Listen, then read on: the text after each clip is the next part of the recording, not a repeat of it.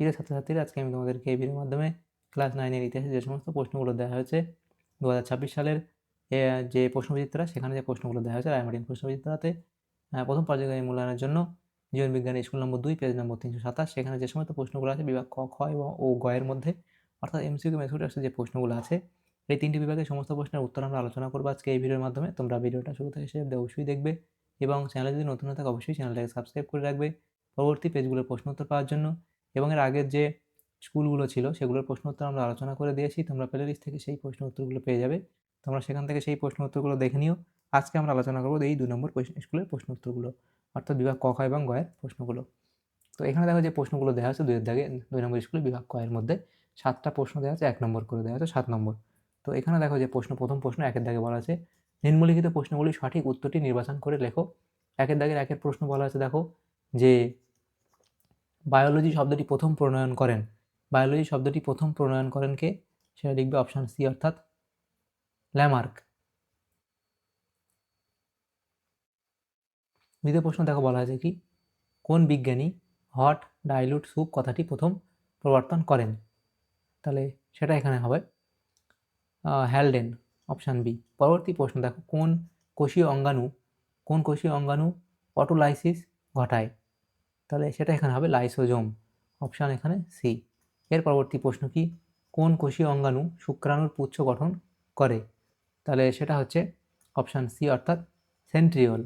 এর পরবর্তী প্রশ্ন কোন কলা উদ্ভিদকে যান্ত্রিক দৃঢ়তা প্রদান করে?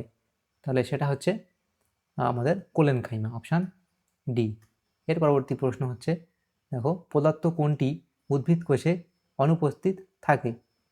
তাহলে সেটা এখানে হবে যে সেন্ট্রোজোম, অপশান সেন্ট্রোজোম অর্থাৎ অপশান এ। এর পরবর্তী প্রশ্ন দেখো বলা আছে কি টেরিডোফাইটার একটি উদাহরণ হলো? টেরিডোফাইটার একটি উদাহরণ হলো, তাহলে সেটা হবে লাইকোপোডিয়াম। তাহলে এগুলো হলো। এর পরবর্তী প্রশ্ন বিভাগ খ, সেখানে যে প্রশ্নগুলো আছে দুটো প্রশ্ন উত্তর করতে হবে 2 নম্বর। তো 2 এর দাগে বলা আছে দেখো শূন্যস্থান পূরণ করো যে কোনো দুটি। প্রথম প্রশ্ন দেখো কি বলা আছে যে একবীজপত্রী উদ্ভিদের পাতায় ড্যাশ শিরাবিন্যাস দেখা যায়। একবীজপত্রী উদ্ভিদের পাতায় ড্যাশ শিরাবিন্যাস দেখা যায়, তাহলে সেটা হবে কি একবীজপত্রী উদ্ভিদের পাতায় সমান্তরাল সমান্তরাল সমান্তরাল শিরাবিন্যাস দেখা যায়। জীববিদ্যা ও ড্যাশ এর সহযোগে গঠিত শাখাটির নাম হলো বায়োনিক্স। তাহলে জীববিদ্যা ও ইলেকট্রনিক্স এর জীববিদ্যা ও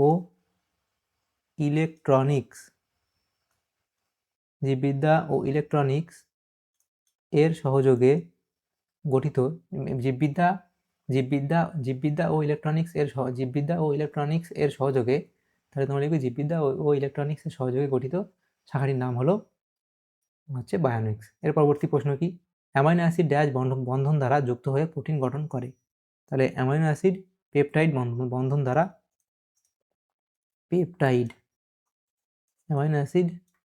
বন্ধন দ্বারা যুক্ত হয়ে প্রোটিন গঠন করে।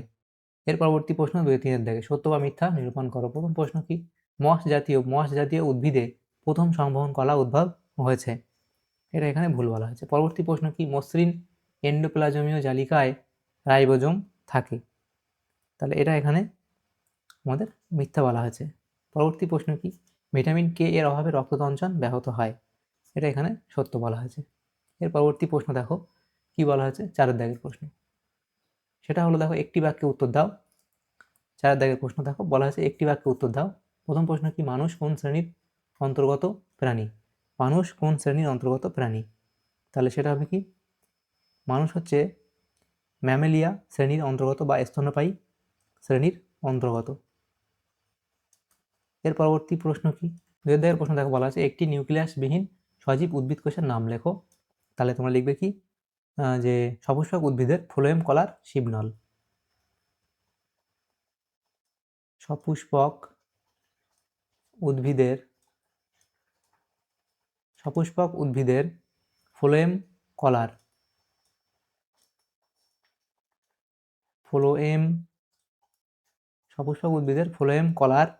শিবনল।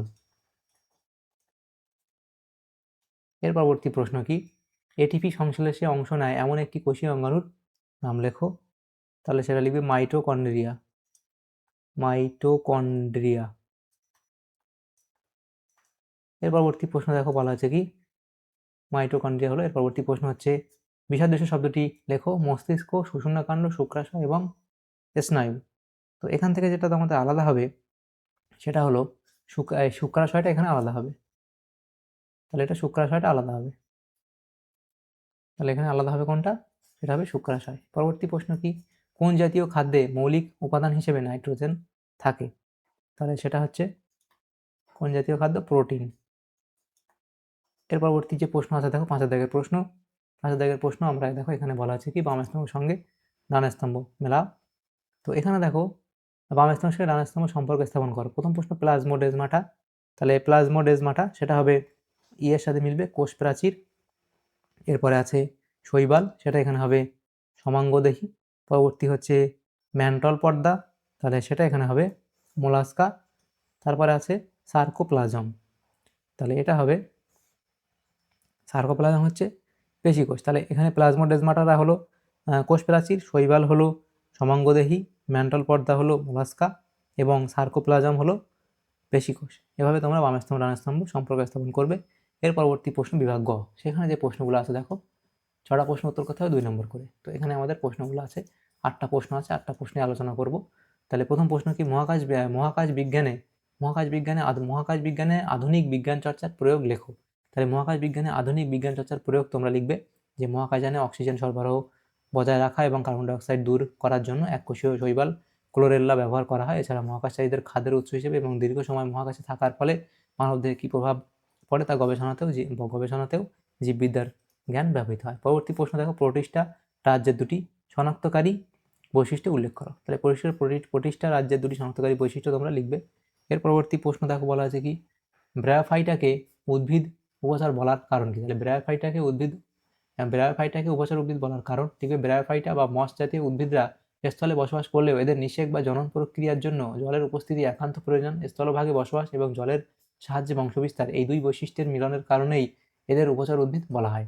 এর পরবর্তী প্রশ্ন দেখো বলা আছে মানবদেহে ভিটামিন সি এর একটি ভূমিকা লেখো। তাহলে ভিটামিন সি এর একটি ভূমিকা লিখবে এবং এর একটি অভাবজনিত লক্ষণ। তাহলে ভিটামিন সি এর অভাবজনিত কি হয়, অর্থাৎ অভাবজনিত লক্ষণ লিখবে। পরবর্তী প্রশ্ন, প্রাণীদেহে সেন্ট্রোজোমের দুটি ভূমিকা উল্লেখ করো। তাহলে সেন্ট্রোজোমের দুটি ভূমিকা লিখবে। এর পরবর্তী প্রশ্ন, প্রদত্ত বিষয়ের ভিত্তিতে কোষপর্দা ও কোষ প্রাচীরের মধ্যে দুটি পার্থক্য লেখো। যেমন উপাদান এবং অবস্থান, এই দুটোর উপর ভিত্তি করে। উপাদান এবং অবস্থানের উপর ভিত্তি করে কোষ পর্দা আর কোষ প্রাচীরের উপর পার্থক্য তোমরা লিখবে। 7 দাগের প্রশ্ন থেকে বলা আছে কি, জাইলেম কলার উপাদানগুলির নাম এবং এদের কাজগুলি উল্লেখ করো। তাহলে জাইলেম কলার উপাদান ও কাজ তোমরা লিখবে, উপাদান লিখবে, জাইলেম কলার 4টি উপাদানের নাম লিখবে এবং এদের কাজ তোমরা লিখবে।